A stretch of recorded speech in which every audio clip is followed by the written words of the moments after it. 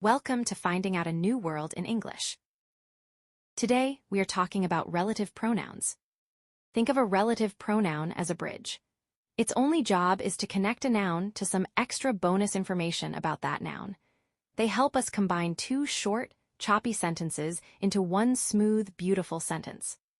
Relative pronouns are the magic words that start a relative clause. The most common ones you need to know are who, whom, that, which, and whose. Who refers to people and acts as the subject of the sentence, it is the doer of the action. The boy who usually plays soccer in the park is your classmate. My grandmother is the one in my family who prepares the most delicious orange cake. Whom refers to people and acts as the object of the sentence, it is the receiver of the action. The person to whom I wrote that note is my friend Emily. Jasmine, whom you learn Italian from, is really kind and friendly. That refers to people, animals, and things, and acts as both the subject and the object of the sentence. It's mostly used in informal, everyday speech. The Lake House is the movie that my sister told me about.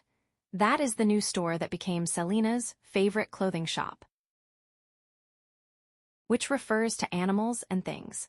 It is used to provide additional information about the subject, and it has two different rules depending on how important that information is. 1. Extra information uses commas. If the information is just a bonus detail, we put it in commas.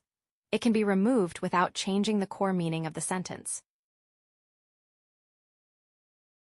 The White House, which is the place where the USA president lives, is very big. Core meaning, the White House is very big.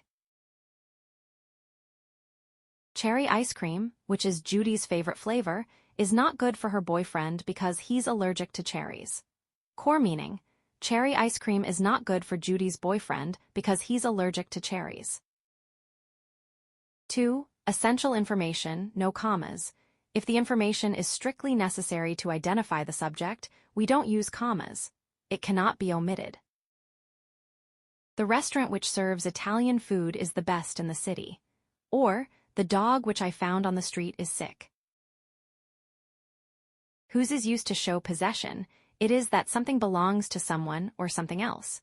We use it to avoid awkward, clunky phrases like of whom or of which. Egypt, whose pyramids are majestic, is an interesting place to visit. The house, whose garden is beautiful and wide, is Angela's property.